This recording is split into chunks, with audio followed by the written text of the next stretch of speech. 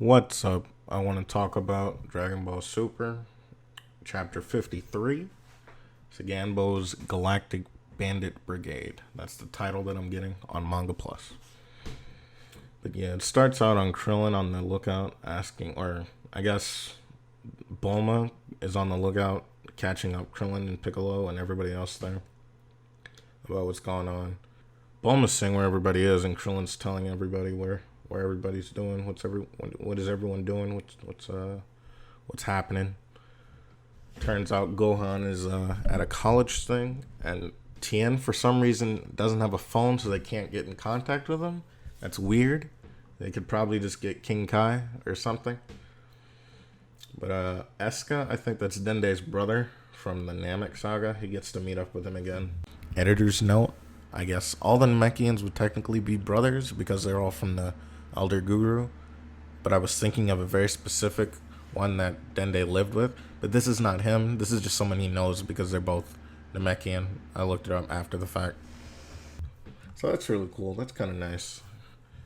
Moro messed up Namek, and Moro destroyed Namek in the last chapter or two, last time we were there. And Jocko informs Piccolo that they're the last three Namekians alive, so that's kind of funny that the Namekians are constantly getting bullied to near extinction. But yeah, this guy, one of these prisoners from way earlier, Merus fought them when they were doing the little train heist. His name is Pasta, and I think that's really funny to me.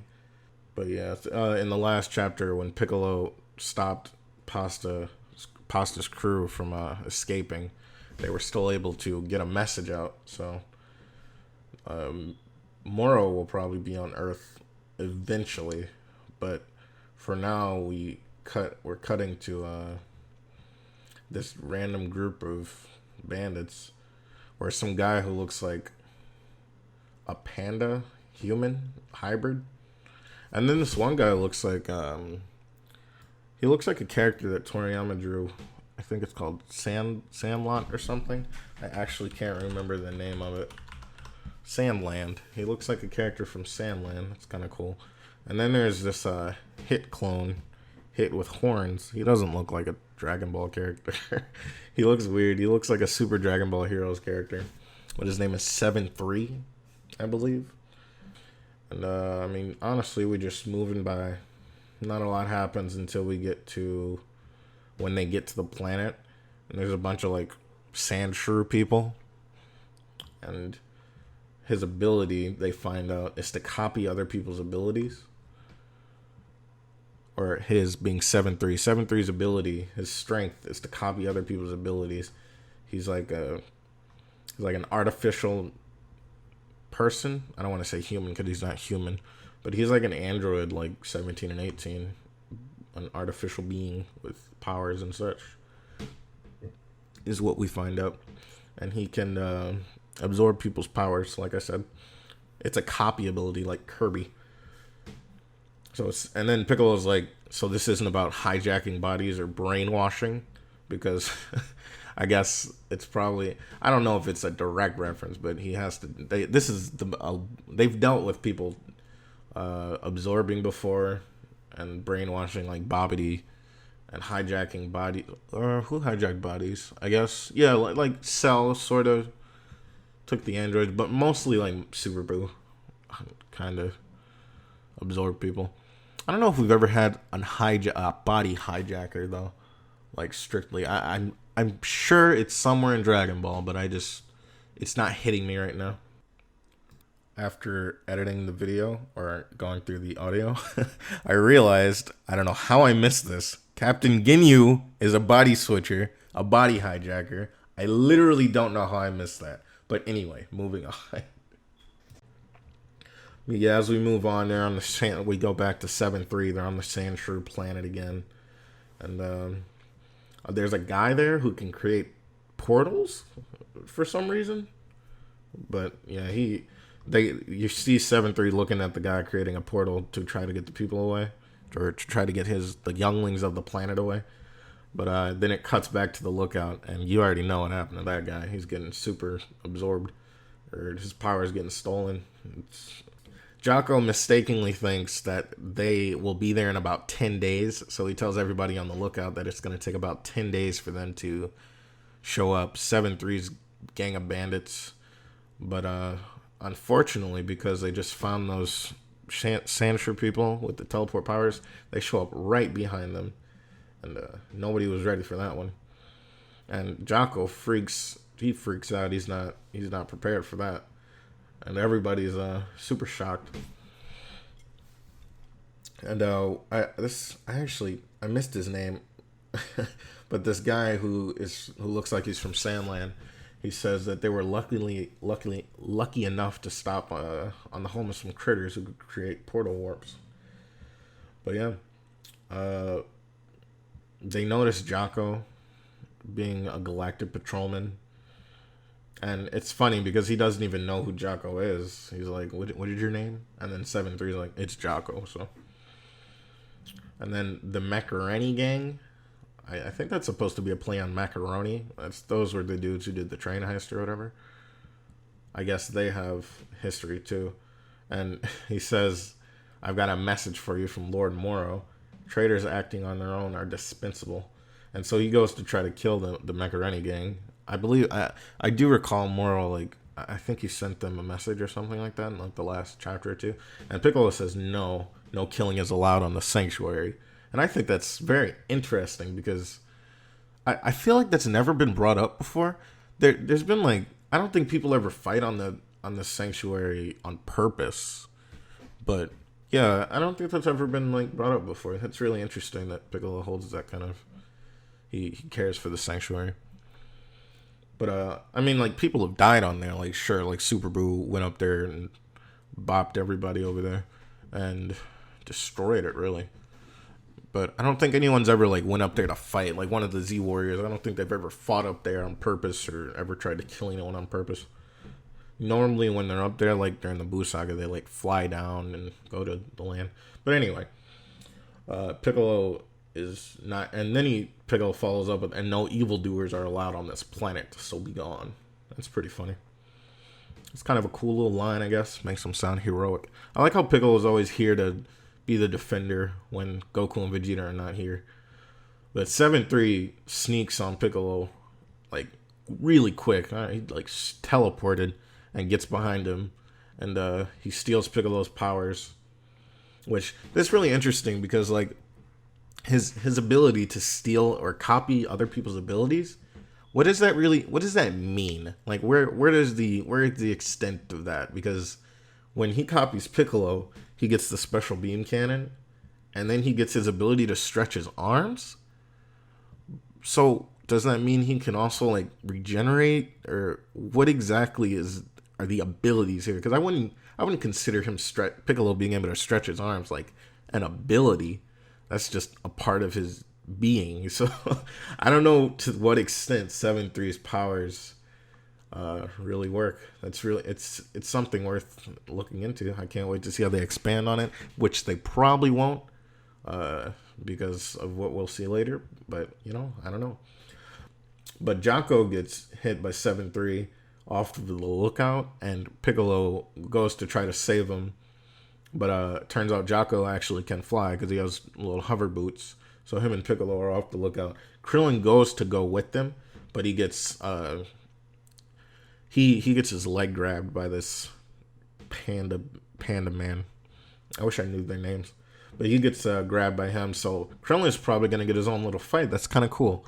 While Piccolo and Jocko are gonna they fly down to the floor, and 7-3 pursues them. Or, because Piccolo asks Jocko for some kind of advice, and Jocko's just like, you gotta think about it like fighting yourself, which is just weird. Like, why does he fight just like you, just because he knows your techniques? You'd think he'd, like, try to add his own little spin to it, but, yeah, I don't know. But Jocko gets occupied with the shorter dude of these bandits, and Piccolo's fighting 7-3, while Krillin is fighting the bear dude.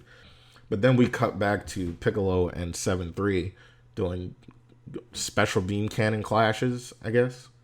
It's so weird that special beam cannon is like Piccolo's big attack when he only did it like twice in Dragon Ball Z, maybe. And it wasn't even that impressive. I think Light Grenade is much more impressive, but whatever. But yeah, Piccolo's saying he doesn't think he'll last. Jocko tells Piccolo he needs to just wait 30 minutes, and after the 30 minutes, 7-3 will not have his power anymore. Then he'll have an advantage.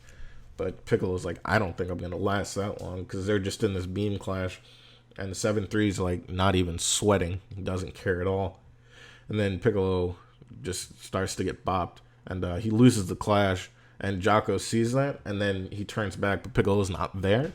And then we see Gohan just save Piccolo. So Gohan's back from his little college meeting that he was at, where he was preoccupied with earlier, which is really cool. I can't wait to see Gohan fight. Jocko says, "Oh, it's Son Goku's boy," and he asks Piccolo if he's okay. Piccolo says, "Thanks for the save" and such. And he says, "Sorry I'm late, but what's going on? Who are these guys?" So they brief him up on. They say they're gonna save the long version for later, but they brief him by saying, "Don't let the dude grab your neck because he'll copy your powers." Which, like I was saying, I'm so curious because, like, what does that mean? Can he copy? He'll copy his like Masenko, his Kamehameha, or what exactly is Gohan's power? Like, just his techniques? I don't know. Copyability or copying your powers is so vague. That can mean so many things. But yeah, it's because Vegeta and Goku are not on the planet right now.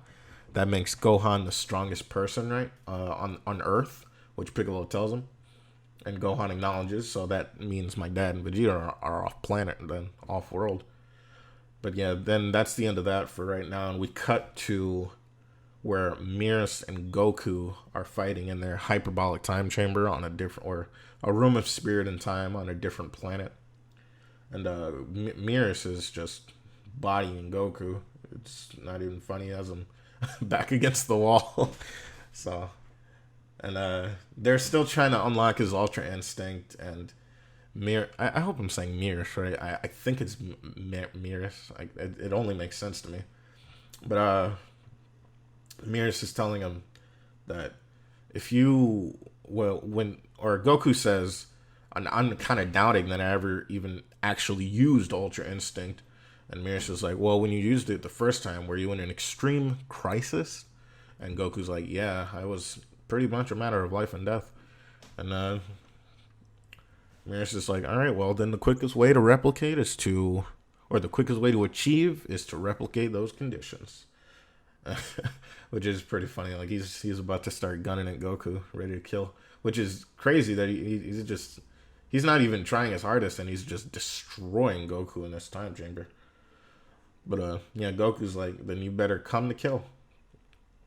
And then we cut one more time to Vegeta on planet Yard Rat, where they're discussing how many more days of training does he have to do. And the Yard Rat who's training him says, well, your spirit's even less stabilized than Goku was when he was on our planet. So, and first you must achieve balance in body and mind. And then somebody else, one of the other Yard Rats, were like, well, by the way, Goku was up here for 150 days.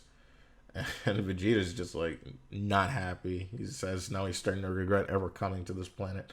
But yeah, that was really cool. I don't really care about Goku going Ultra Instinct again.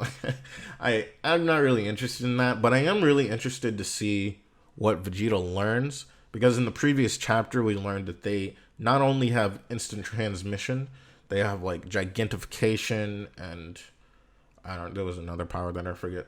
But yeah, they have spirit and techniques that are not something that we see too often with our Z Warriors, and things that Goku doesn't even do. So I don't know if Vegeta's going to learn instantaneous transmission. It'd be cool, but I don't think he's going to learn that specifically. He's probably going to learn one of the other moves, because instantaneous transmission won't really help with Moro. He needs to learn something for Moro. So yeah, it'll be interesting to see what happens with that. Thank you very much for watching. This is not something I normally do. I'll probably just start doing this because why not, I guess. Bye-bye.